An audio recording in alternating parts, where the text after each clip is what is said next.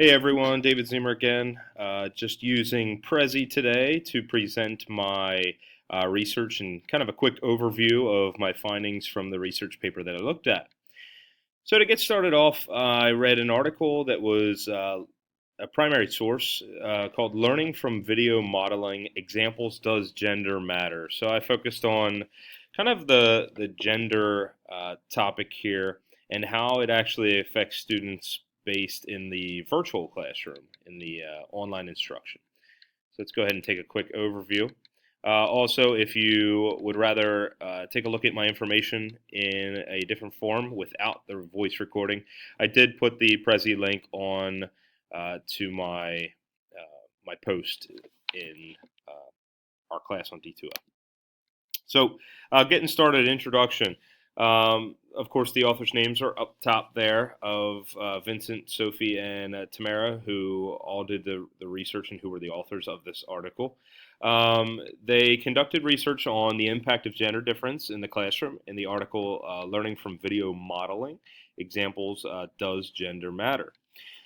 There's an increasing level of instructional videos being watched online, whether it's in our classroom or with online instruction, with showing examples of different things, whether it's a song or a just instructional video.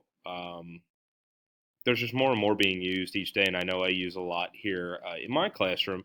And at no time does it actually, or does it cross my mind for the next bullet point, do the effectiveness and efficiency of video modeling examples, uh, do they change the, does the functionness or the efficiency of it change with the difference in the observers and the model's gender? This study is important to educators who are or will be instructing students using best practice. If it is shown that a model's gender has impacted on the observer, male or female, the instructor could choose videos that will have the greatest impact on that student's learning. A little bit of the intro. So here's the method. They began by selecting their models for the video training first, which I thought it was kind of unique how they decided to choose somebody or a male and female that were kind of taught to present in a similar way. The models are both in their 20s and both instructed to wear neutral black T-shirt and attend preparation sessions in order to ensure that they showed the same behaviors throughout each video presentation. They were instructed to use identical movements and gestures. The male and female models were cued on the amount of time to spend on an explanation of each step to solving probability calculation problems. So definitely both videos were very similar and very controlled. Male student participants equally view the male and female model videos, along with the female student participants equally viewing the male and female model videos. About 167 Caucasian secondary Netherlands students were chosen for this study, 80 male and 87 female students, so pretty close, only 7 students off. The age of the secondary students, average age was between 13 and 14 years of age. About 38 girls and 43 boys were randomly assigned to a female model, and 44 girls and 42 boys were randomly assigned to a male model. So the method continued here. The research was conducted during the school year when the probability calculation had not yet been taught. Pre-tests and post-tests were given to the students, about 6 problems for probability calculation problems. The research also included a self-assessment for the students. So after each question, they were asked to rate their effort that they put forth for the problem with the PAS rating scale, is based on 9 points. They were also asked to indicate how many problems they were expected to get correct, along with rating from 0 to 10 on how enjoyable it was to watch the specific instructor teach the lesson. Then, talking about the discussion and results. Findings. The findings showed that there was no effect on the students' performance with a difference in gender model. But one finding was that male students put forth more effort for a male model compared to male students observing a female model, which I thought was quite interesting. The authors suggest that the stereotyping that males are better at math than females could explain that result for the higher confidence with a male model. In the future, the author suggests exploring the effects of models gender using multiple models, also studying the effects over time. So, would the students still learn in the same way if they continue to watch the same uh, model instructor teach something over and over again?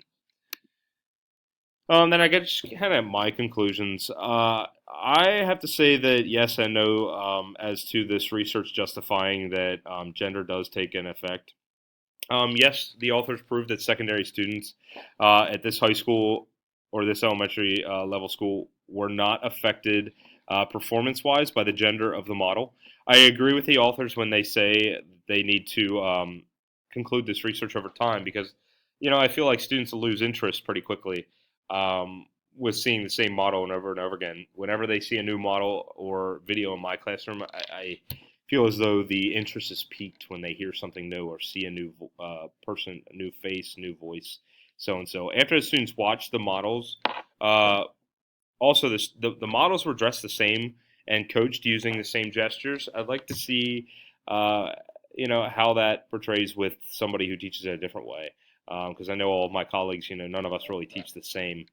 So it definitely, it was controlled, but in the education world, there's not too many things that are controlled um, in the way that you instruct face to face. But of course, online instruction may be a little different in the way that you are instructed to teach your class, depending on how I guess your online school is. There's To me, there's too many variables and stereotypes that could change the outcome of this study. There could be a difference in model weight, height, clothing, race, etc. That could, I feel like, all have an impact on the way a student reacts to this type of research. Is it a good start? I believe yes. Is the research completed with this just one study? I don't believe so. I also wonder if the gender's voice has anything to impact the effects of learning through an online classroom because I must say my deeper voice sometimes tends to shock some people the first time they hear me speak uh, through instruction or just in person. Next thing, connections to the modules that we've studied. I found a connection between Module 1, building a student-centered motivational and emotional climate for the digital generation. If you're following this research, you're selecting what helps the students the best and what motivates them the most while watching a digital presentation. So I feel like this is definitely important and connects with this module.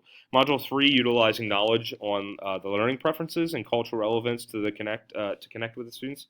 If we find that there is a huge correlation between male students and listening to either a male or female model, that's definitely something that I would look forward to changing and making sure that my students are getting what will help them to, um, you know, have the best learning opportunity. Module 4, applying best practices. I feel like that if you are choosing which educational video or instruction your students are watching, you are following best practices, doing what's best for the student. This study focused on finding what is best for the student in the online setting in which gender model male and female students learn from best. Next, connections to the INA COL. Standards B states the online instructor understands and is using a range of technologies, both existing and emerging, to effectively support student learning. I feel like that line right there, effectively support student learning, would be the whole selecting the male or female model for a video or presentation to the students. Standard F states the online teacher is cognizant of the diversity of student academic needs. So right along the same lines, both of these standards connect to the research and focus on online teaching, creating an environment which focuses around the needs of the students. So in all, I felt like the research paper that I read definitely connects to my own face-to-face instruction, along with online instruction. Instructional videos are used both in online settings or in both settings without the focus on how gender affects. I apologize, our announcements just came on. But I hope you enjoyed the presentation. And if you have any other questions, just ask. All right, guys. See ya. Bye.